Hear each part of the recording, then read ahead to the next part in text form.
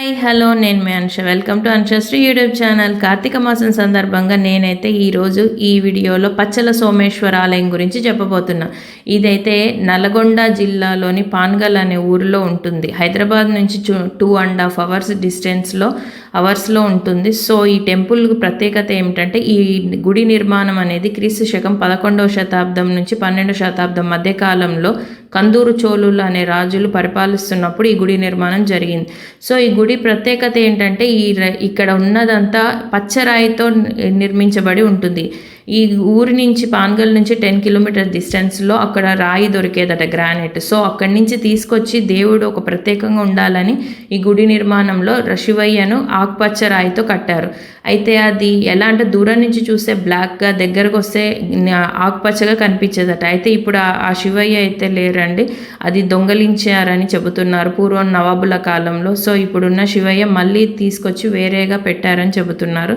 So ఇక్కడ గుడి లోపల అయితే మొత్తం 70 పిల్లర్స్ ఉంటాయండి నిర్మాణం లోపల. అయితే ఈ గుడి నిర్మాణం లోపల అయితే చాలా శిల్పకళ అనేది చాలా బాగుంటుంది. ఎందుకంటే ఇక్కడ పూర్వం జరిగిన అన్ని చరిత్ర, రామాయణ, మహాభారత, హిరణ్యకశిపుడి సంహారం, ఇవన్నీ రకాల చరిత్రలు మనం నెక్స్ట్ జనరేషన్లో ఫ్యూచర్లో తెలియాలి, వాళ్ళు ఎలా ఉన్నారు అలా అన్నీ తెలిసేలాగా ఇక్కడ గుడి నిర్మాణంలో ఈ 70 పిల్లర్స్ మీద చాలా చక్కగా నిర్మాణం అనేది చెక్కారు. శిల్పకళ చూస్తుంటే చాలా బాగా అనిపిస్తుంది. అప్పట్లో అంటే ఈ థాట్ వాళ్ళకి ఎలా వచ్చిందో తెలియదు, కానీ లోపలైతే గుడి నిర్మాణంలో అయితే చాలా బాగా చెక్కడం జరిగింది. సో చూస్తుంటే ఒక్కొక్క స్టోరీ లాగా, అంటే కొన్ని మనకు తెలియని స్టోరీలు, కొన్ని తెలిసిన స్టోరీలు, అలా అన్ని రకాలుగా ఉన్నాయి.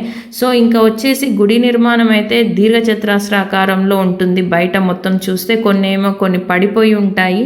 మెయిన్ మధ్యలో ఉన్న ఒకటి గుడి అయితే ఉండదండి, అది అంటే పడిపోయారే. అప్పట్లో ఉన్న నవాబుల కాలంలో కొంతమంది నవాబులు దండయాత్ర చేసి ఈ గుడి లోపల ఉన్న పచ్చరాయిని తీసుకెళ్ళడానికి శివయ్యను కోసం వచ్చి చాలా ఇబ్బంది పెట్టి అంతా ఇలా కూల్చేశారు.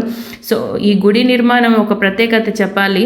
ఈ గుడి మొత్తం సిమెంట్, ఇసుక అలా యూజ్ చేయకుండా లాకింగ్ సిస్టమ్ ద్వారా చేశారట. అంటే ప్రతి ఒక్క రాయి అనేది ఒక్కొక్క రాయికి లాకింగ్ అనమాట. ఇలా అన్ని లాకింగ్ సిస్టమ్ ద్వారా ఈ గుడి నిర్మాణం అనేది జరిగింది. అంటే ఎంత అద్భుతం చెప్పండి. అప్పట్లో ఇంత ఆలోచించే వాళ్ళు కూడా మనకున్నారు. అంటే ఒక ప్రత్యేకత ఉండాలి గుడికి, ఎప్పుడైనా ఒక గుర్తింపు ఉండాలి, ఫ్యూచర్కి తెలియాలి.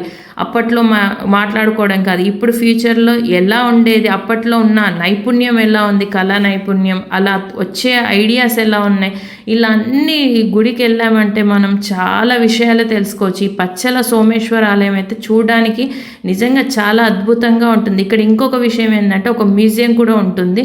సో ఇక్కడ మ్యూజియం పక్కనే అన్ని బయట ఓపెన్ ఏరియాలో మొత్తం ఇలా అన్నీ పెట్టారండి. అంటే అన్ని కాకతీయుల సామ్రాజ్యం గురించి, కందూరు చోళులవి, ప్రతి ఒక్క వంశాల వస్తూ ఉన్న వాళ్ళ చరిత్రను పెడుతూ వాళ్ళ శాసనాలను కూడా పెడతారు. ఇక్కడ ముస్లిము, ఉర్దూ కూడా ఉంటుందండి శాసనాలు. అదెలా అంటే ఇది గుడి నిర్మాణము నిర్మించి కాకతీయులు అభివృద్ధి చేసిన తర్వాత కొంచెం తర్వాత ఫ్యూచర్లో పడిపోయే స్థితిలో ఉన్నప్పుడు ఒక హైదరాబాద్ నుంచి వచ్చిన ఒక నవాబు కొంచెం ఈ గుడి నిర్మాణాన్ని చేపట్టి కొంచెం మంచి చేశారట. అప్పుడు అక్కడ ఆయన శాసనాలు కూడా ఇక్కడ పెట్టడం జరిగింది. సో ఇక్కడ ఎక్కడా లేని హిందీ, ఉర్దూలో ఉన్న శాసనాలను మనం ఇక్కడే చూడగలము. ఈ మన భారతదేశంలో ఎక్కడా లేనిది పానగల్లో పచ్చల సోమేశ్వర ఆలయంలో మాత్రమే చూడగలమని చెబుతున్నారు.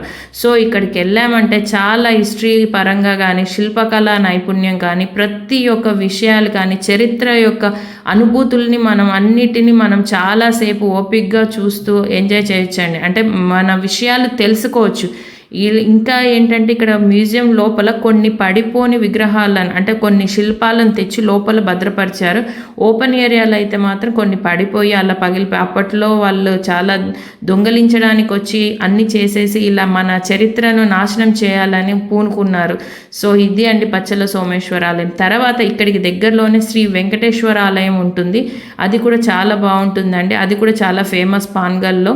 సో ఇక్కడ ఏంటి ప్రత్యేకత అంటే వెంకటేశ్వర స్వామి గుడి ఎవరికి అంటే వచ్చి స్వామిని దర్శించుకునే ముందు ఎవరైనా పిల్లలు పుట్టని వాళ్ళు ఉంటే ఇక్కడ ఒక చెట్టు ఉంటుంది, చింతకాయ చెట్టు అని. ఆ చెట్టుకున్న అంటే ఆ చెట్టుకున్న చింతపండును తింటే వాళ్ళకి పిల్లలు పుడతారని నమ్మకం అనమాట ఇక్కడ. సో దేవుణ్ణి దర్శించుకొని చింత చెట్టు దగ్గరికి వెళ్ళి అక్కడ ఉన్న చింతకాయని తినేసి వెళ్తే వాళ్ళకు తప్పకుండా పిల్లలు కలుగుతారని, ఆరోగ్య సమస్యలు ఏమన్నా పోతాయని చెబుతున్నారు ఈ వెంకటేశ్వర స్వామి గుడిలో. ఇది ఒక పెద్ద ఫేమస్ అయితే అని చెబుతున్నారు. ఈ పచ్చల సోమేశ్వర ఆలయం పక్కనే ఈ వెంకటేశ్వర స్వామి టెంపుల్ ఉంటుంది, వెళ్ళి దర్శించుకోవచ్చండి. చాలా చక్కగా ఉంది టెంపుల్ కూడా. ఇదే నేను చెప్పిన చింతకాయల చెట్టు అయితే అది ఎవరు తెంచే ప్రయత్నం చేయరండి, కింద పడితేనే తీసుకొని తింటారనమాట. అది ఇక్కడ ఉన్న విశేషం అనమాట. ఇది ఎప్పటి నుంచో జరుగుతుంది, ఇప్పటికీ అలాగే జరుగుతుంది కూడా. సో ఇదే అండి ఈ కార్తీక మాసంలో నేను చూయించిన పచ్చల సోమేశ్వరాలయం వెంకటేశ్వర స్వామి టెంపుల్. సో మీరు కూడా వెళ్ళి దర్శనం చేసుకోండి. ఈ బ్లాగ్ నచ్చితే మీరు లైక్ చేసి షేర్ చేయండి. సో ఇంకెవరన్నా నాకు సబ్స్క్రైబ్ చేసుకోకపోతే సబ్స్క్రైబ్ చేసుకోండి. Thank you.